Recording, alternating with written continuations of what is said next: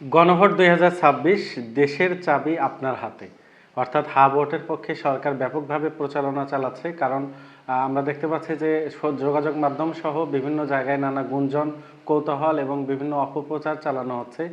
যেমন আগের সংবিধান বাতিল হয়ে যাবে, সংবিধানে বিসমিল্লাহ থাকবে না, এ ধরনের আরও কিন্তু বাংলাদেশ বিরোধী এটা আইন, এ ধরনের প্রপাগান্ডা কিন্তু চালানো হচ্ছে। আমরা যদি এই হ্যাঁ ভোটের বিষয়গুলো দেখি যে কোন কোন বিষয়গুলোতে পরিবর্তন আসবে যার কারণে সরকার হ্যাঁ ভোট চাচ্ছে। প্রথমেই ছিল যে তত্ত্বাবধায়ক ব্যবস্থা। আপনারা জানেন বিগত সময়ে তত্ত্বাবধায়ক ব্যবস্থা ছিল, কিন্তু মাঝখানে সেটাকে বাতিল করা হয়েছে, সেটা আবার সংবিধানে পুনর্বহাল করা হচ্ছে।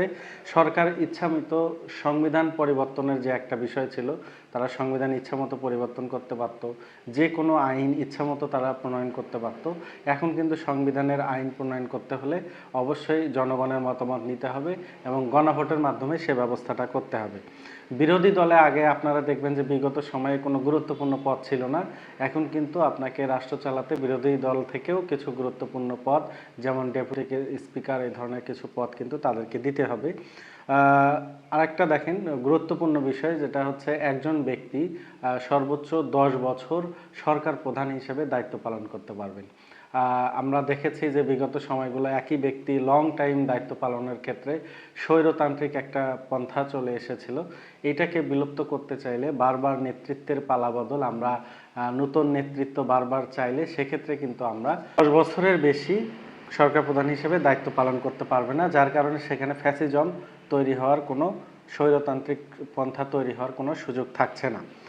সংসদে নারীর প্রতিনিধিত্ব বাড়বে এবং ক্ষমতার ভারসাম্যের জন্য একটি উচ্চ কক্ষ সেখানে গঠিত হবে।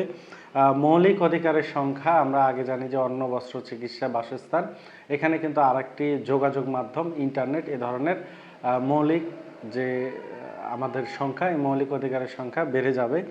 রাষ্ট্রপতি চাইলেই যে কাউকে ক্ষমা ঘোষণা করতে পারবে না, এ ধরনের, এবং প্রধানমন্ত্রী এবং রাষ্ট্রপতির ক্ষমতার মধ্যে একটা ভারসাম্য, এই যে মেজর কিছু পরিবর্তন, এগুলোর পক্ষেই কিন্তু হ্যাঁ ভোট, যেটা জনবান্ধব এবং জনগণের জন্য।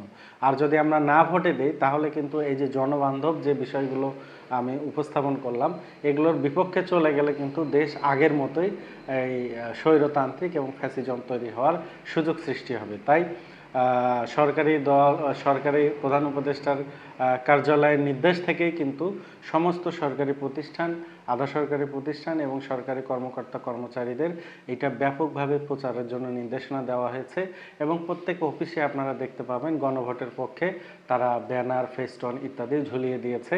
এটাকে ব্যাপকভাবে প্রচার করার জন্য, মানুষ যে প্রপাগান্ডা, গুজব, মিথ্যাচার ছড়াচ্ছে, এইটা যাতে রোধ করা যায়, এবং এই জন্য আপনারা এটাকে ব্যাপকভাবে প্রচার করবেন এবং নিজেরাও হ্যাঁ ভোটের পক্ষে থাকবেন।